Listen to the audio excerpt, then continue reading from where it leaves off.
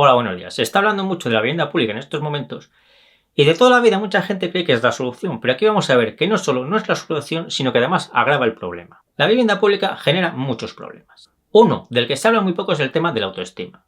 La falta de autoestima provocada de forma artificial por nuestro sistema económico y político es uno de los problemas más graves de nuestra sociedad.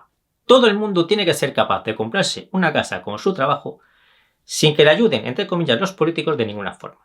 Si para una parte importante de la sociedad la única forma de comprarse una vivienda es que los políticos le ayuden, entonces esa sociedad ha fracasado por completo y hay que cambiar por completo la forma de hacer las cosas. Es decir, si la gente con su trabajo no es capaz de comprarse una casa, ¿para qué trabajamos? Para comprar la comida, que también está encarecida artificialmente por los impuestos y poco más. Esto es algo muy grave de lo que hay que empezar a hablar de verdad.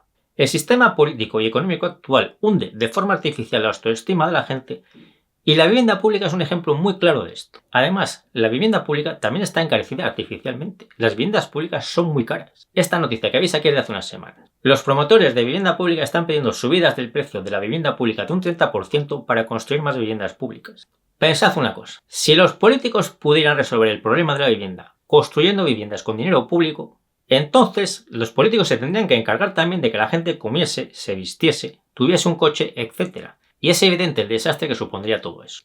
Es decir, imaginad que en un sitio las viviendas privadas cuestan 300.000 euros y los políticos son capaces de hacer viviendas públicas por 150.000 euros. ¿Qué sentido tendría en ese caso que los políticos hiciesen solo unos pocos miles de viviendas públicas? Ninguno. Si eso fuera así, los políticos deberían construir millones de viviendas públicas y nadie debería construir viviendas privadas. Así que, si fuera verdad que las viviendas públicas es lo que dicen los políticos, lo que sería inmoral es que no construyesen ellos todas las viviendas, incluidas las de lujo, porque así serían también mucho más baratas y mucha más gente podría tener viviendas de lujo. La realidad es que la diferencia de precio entre las viviendas públicas y las privadas es muy pequeña o inexistente.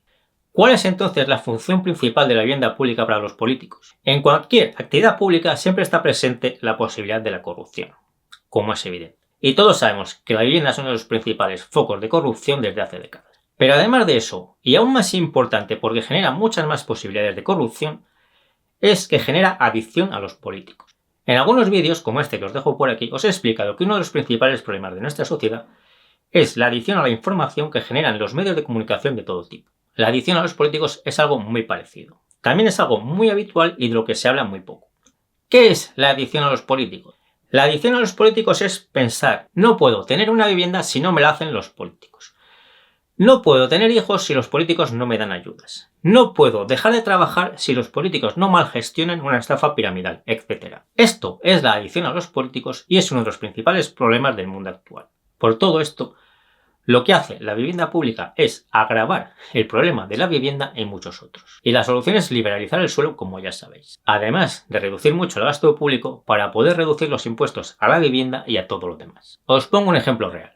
Una de las grandes operaciones de construcción de viviendas en Madrid es lo que llaman la Operación Campamento. Es una zona de la carretera de Extremadura en la que había muchos cuarteles que quedaron sin uso hace muchos años. Se lleva décadas hablando de esta operación. Por fin, entre comillas, se ha autorizado, entre comillas, esta operación en 2023. Pero se calcula que las viviendas no estarán construidas hasta dentro de 10 años. Porque se necesita, se supone, todo ese tiempo para hacer los trámites urbanísticos y toda la burocracia necesaria.